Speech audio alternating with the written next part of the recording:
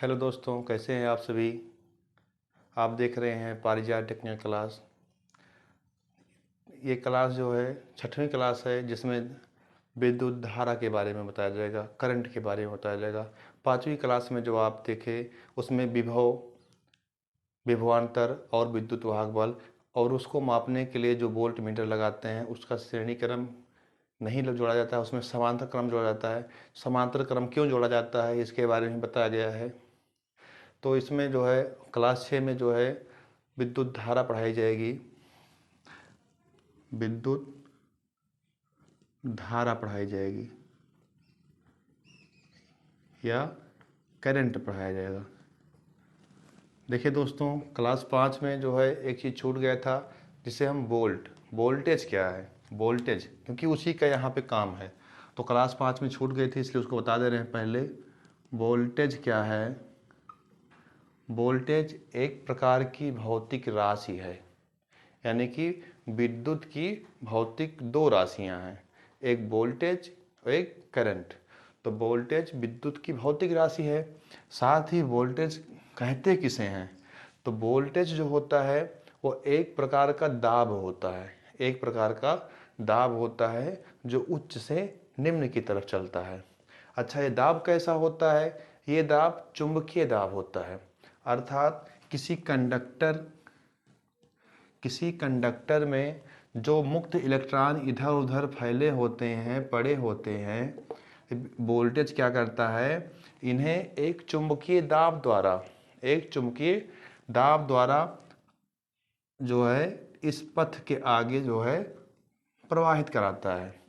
तो हम पढ़े भी हैं कि मुक्त इलेक्ट्रॉनों की प्रवाह को धारा कहते हैं, और मुक्त इलेक्ट्रॉनों को प्रवाहित करने का काम कौन करता है? वोल्टेज।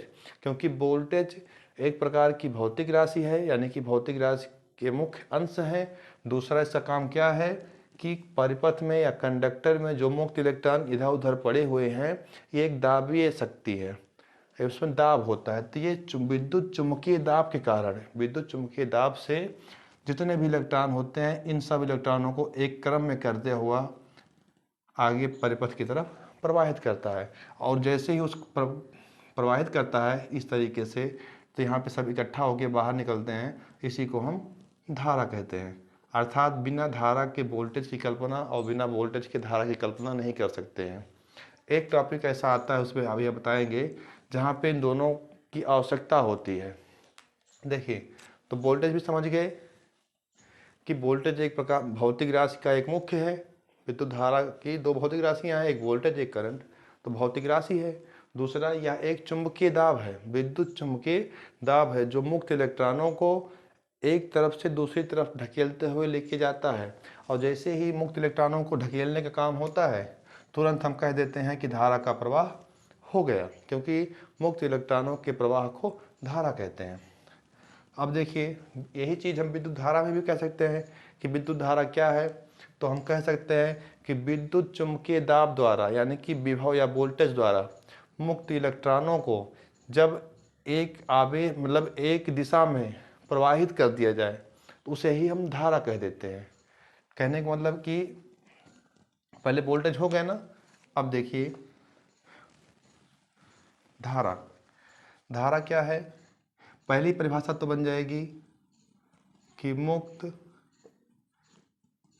इलेक्ट्रॉन मुक्त इलेक्ट्रॉनों के प्रवाह को, मुक्त इलेक्ट्रॉनों के प्रवाह को धारा कहते हैं। मुक्त इलेक्ट्रॉनों के प्रवाह को धारा कहते हैं, पहला बन गया।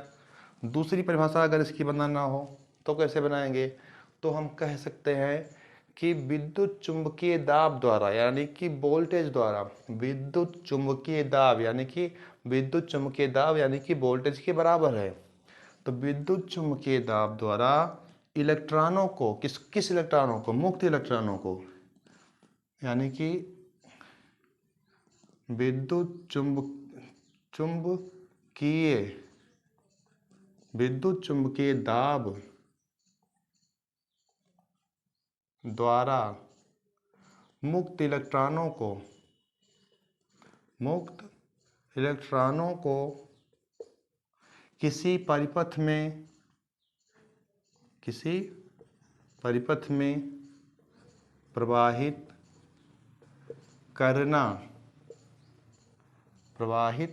करना ही क्या है? विद्युत धारा है। अर्थात थोड़ा लिखावट जो है तिरछी है, लेकिन आप बातों को समझें, इसमें भी सुधार किया जाएगा धीरे धीरे। देखिए, मुक्त इलेक्ट्रॉनों के प्रवाह को धारा कहते हैं।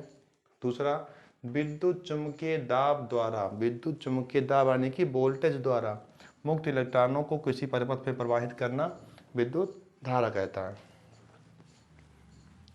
अब देखिए, विद्युत धारा हो गई। अब विद्युत धारा का प्रतीक आया। प्रतीक किसे कहते हैं? विद्युत धारा का प्रतीक क्या होता है? तो बता दिए थे इससे पहले क्लास में कि 5वीं क्लास में बताया गया था कि हर राशि के 2 प्रतीक होते हैं। तो एक धारा का प्रतीक, हर राशि के 2 प्रतीक होते हैं, एक धारा का प्रतीक और इसके मात्रक का प्रतीक। क्योंकि एक धारा का, एक राशि का नाम होगा, उसका प्रतीक होगा, और एक उसके मात्रक। तो जनरली ये किया गया था इसमें मात्रक को बनाने के लिए कि जिस शब्द का उसकी शुरुआत होती है उसी से रखा गया था। लेकिन यहाँ पे धारा जो है इसे हम आई दिखाते हैं। धारा का प्रतीक आई है, अर्थात धारा का प्रतीक आई है। आई को धारा का प्रतीक माना जाता है। लेकिन इसका मात्रक जो है वो क्या है? यहाँ पे लिखें। देखिए, धारा का प्रतीक आई है और धारा का मात्रक जो है वो एम्पियर है। तो इसलिए इसे ए से दिखाते हैं और इसे आई से दिखाते हैं। अर्थात धारा का प्रतीक आई और धारा के मात्रक का प्रतीक ए। अर्थात कितनी धारा प्रवाहित हो रही है इसे एम्पियर में नापेंगे, और सिर्फ धारा बह रही है या धारा है तो वहाँ आई दिखाएंगे। जैसे 3 एम्पियर ये धारा हो गई, वहाँ धारा चल रही है, वहाँ पे आई।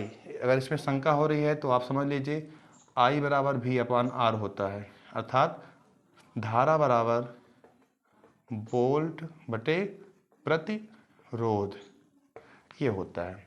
इसलिए ये धारा का प्रतीक आई है और धारा की इकाई यानी कि धारा का मात्रक अमीटर है, उसका प्रतीक ए है।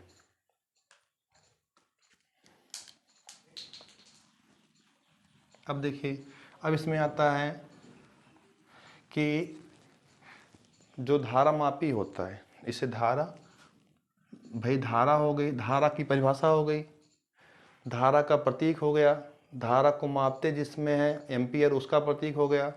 अब यहाँ पे धारा मापी यानी कि धारा को मापने का यंत्र क्या है, उसे बोलते हैं धारा मापी, यानी कि धारा को मापने वाला यंत्र, यानी कि धारा को मापने वाली मशीन, ऐसा भी कह सकते हैं। तो धारा को मापने वाला यंत्र जो है उसे हम धारा मापी कहते हैं। वो होता है, उसका पूरा नाम है एम्पियर मीटर। एम्पियर मीटर क्यों है? क्योंकि धारा की खोज यानी कि करंट की खोज एम्पियर में हो देने की थी। करंट की खोज एम्पियर में हो देने की थी, और इनके सम्मान में, यानी कि जो जिसकी खोज किया है उसके सम्मान तो करेंगे ही, तो उसके सम्मान में इसका नाम एम्पियर रखा गया। तो एम्पियर मीटर लिखने में बड़ा होता है, स्थान ज़्यादा घेरता है, ठीक है। और हम जब इंजीनियरिंग पढ़ रहे होते हैं, जब टेक्निकल पढ़ रहे होते हैं, तो हमें कोडिंग करना होता है। तो हम क्या करते हैं, इसमें एक कोड लगाते हैं, यानी कि एम्पियर को ऐसे और मीटर, तो फिर नहीं बैठ रहा था तो इसे कह दिया गया अमीटर। अर्थात धारा मापी जो होता है वो अमीटर होता है, और एम्पियर महोदय ने इसकी खोज की थी, यानी कि धारा की खोज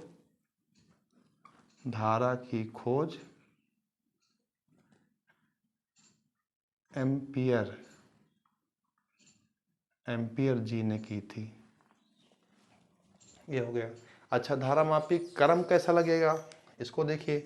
तो धारा मापी का जो क्रम है, यानी कि धारा मापी का क्रम, धारा मापी का संयोजन क्रम अर्थात परिपथ में कैसे इनको जोड़ा जाता है, कैसे इनको संयोजित किया जाता है परिपथ में कि ये ठीक से अपना वर्क करें। तो उसमें क्या होता है, देखिए इन्हें हम श्रेणी क्रम में जोड़ते हैं। किसके? परिपथ के श्रेणी क्रम में इनको जोड़ते हैं। श्रेणी की अंग्रेजी सीरीज होती है, तो कहीं कहीं इसे सीरीज क्रम देगा। श्रेणी की हिंदी श्रृंखला होती है, तो कहीं कहीं इसे श्रृंखला क्रम देगा। तो ये समझे रहिएगा कि श्रृंखला क्रम कहे, चाहे श्रेणी क्रम कहे, चाहे सीरीज क्रम करे, सब एक ही चीज़ है। तो परिपथ के श्रेणी क्रम में जोड़ेंगे। अब कैसे जोड़ेंगे? परिपथ का श्रेणी क्रम कैसे बनेगा? ये हमारी सेल हो गई, ये हमारी सेल हो गई, ये यहाँ से जा रही है या यहाँ से जा रही है। तो हम यहाँ पे क्या करेंगे, पहले सबसे पहले परिपथ के 5 घटक होते हैं। तो एक सेल होती है, ये सेल के बाद कंडक्टर होता है, ये कंडक्टर के बाद हमारी सुरक्षा युक्ति होती है अर्थात फ्यूज, ये फ्यूज के आगे फिर हमारी नियंत्रण युक्ति होती है यानी कि स्विच, स्विच के आगे जो है हमारा जो है यहाँ पे रेजिस्टेंस होता है यानी कि लोड, और लोड से पहले यहाँ पे हम जो है एम्पियर लगा देते हैं इस तरीके से। ये अब ये क्या करेगा, इसमें से बहने वाली करंट जो होगी, जो यहाँ पे इसका ह्रास करेगी, इसी में से होके जाएगी। तो यहाँ पे जितना ज़्यादा करंट जाएगा, इसके अंदर कॉइल लगी होती है, उतना ज़्यादा वहाँ मैग्नेटिज्म बनेगा, और जितना ज़्यादा मैग्नेटिज्म बनेगा, ऐसे जितना ज़्यादा मैग्नेटिज्म बनेगा वैसे यहाँ पे मानक होता है, वैसे वैसे सुई उस पे जाती रहेगी, और हम इसे देख के समझ जाएंगे कि हाँ हमारे परिपथ में इतने एम्पियर की धारा चल रही है। आइए देखिए अब श्रेणी क्रम में ही क्यों जोड़ते हैं। देखिए गलती हो गई, धारा मापी मिटाना से। देखिए धारा मापी का संयोजन श्रेणी क्रम में होगा। अब क्यों होगा, यहाँ पे प्रश्न पूछ लिया क्यों होगा, तो ये समझ लें नंबर 1, क्योंकि धारा मापी जो होता है, धारा मापी मतलब आमीटर, तो इसका रेजिस्टेंस यानी कि प्रतिरोध अत्यंत कम, यानी कि बहुत कम। वैसे किताबों में देता है कि नगण्य होता है, यानी कि कम से भी कम होता है, यानी कि नहीं होता है। लेकिन चूंकि ऐसा तो है नहीं कि जब एम्पियर में कॉइल पड़ी है, कॉइल यानी कि कंडक्टर, उसमें लपेट है, तार पड़े हैं, तो कुछ ना कुछ रेजिस्टेंस होगा। तो हम उसे एकदम ख़त्म नहीं कह सकते हैं कि शून्य होता है, हम ये कह सकते हैं अपनी भाषा में कि अत्यंत कम होता है, अर्थात वोल्ट मीटर की सापेक्ष बहुत कम होता है, यानी कि वोल्ट मीटर की अपेक्षा बहुत कम होता है। तो हम ये कह सकते हैं पूर्ण रूप से कि प्रतिरोध जो होता है, यानी कि धारा मापी का जो प्रतिरोध होता है वो अत्यंत कम या बहुत कम होता है। इसलिए उसे हम यहाँ लिख दे रहे हैं। क्यों जोड़ते हैं, ये क्वेश्चन है? तो ये उसका हल है ये कि हम क्यों जोड़ेंगे। आप भी जान लीजिए कि प्रतिरोध अत्यंत कम होगा, प्रतिरोध अत्यंत कम है, समांतर क्रम में जोड़ देंगे, धारा का वोल्टेज का प्रवाह तेज हो जाएगा, तुरंत कॉइल जल जाएगी। तो इसलिए यहाँ पे दूसरा, इसके तार यानी कि कॉइल के तार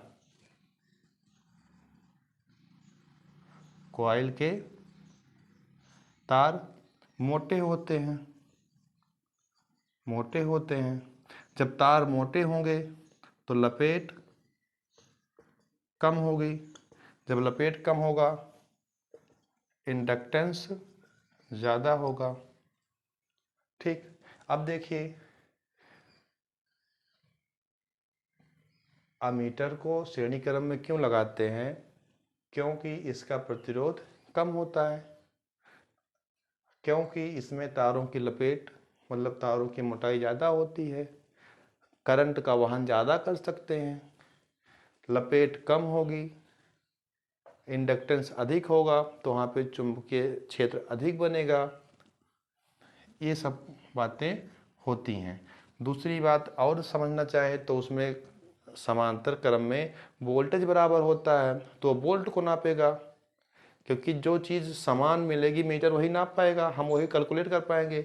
अगर हम एक बार घटे बढ़े इसको कैसे नाप पाएंगे, ना हम कैलकुलेट कर पाएंगे। तो इसमें एमीटर जो होता है, श्रेणी क्रम जो होता है, इसमें धारा सदैव बराबर होती है, यानी कि धारा सदैव समान रहती है। और वोल्ट मीटर में क्या था, वोल्ट मीटर में वहाँ पे वोल्टेज सदैव समान रहती है, किस क्रम में, परिपथ के समांतर क्रम में। तो इसलिए उसको समांतर क्रम में लगाते हैं और एमीटर को श्रेणी क्रम में लगाते हैं। इसे नोट कर लीजिए।